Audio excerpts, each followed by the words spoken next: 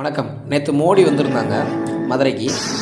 அங்கே பார்த்தீங்கன்னா அதிமுகவும் அமமுகவும் மோதிக்கிட்டாங்க அப்படின்னு இந்த நியூஸ் தான் வந்து பார்த்தீங்கன்னா நிறைய இடத்துல பரவிட்டு இருக்கு. ஆனால் இதில் உண்மைத்தன்மை என்னன்றது நிறைய பேருக்கு தெரியல. அதாவது அதிமுகவும் அமமுகவும் அங்கே அடிச்சுக்கிட்டு மண்டையெல்லாம் உடைச்சிட்டாங்க அப்படின்றாங்க. அமமுகவோட மண்டை உடைக்கப்பட்டதான். அதாவது அதிமுக அமமுககாரங்க காரில் போயிருக்காங்க.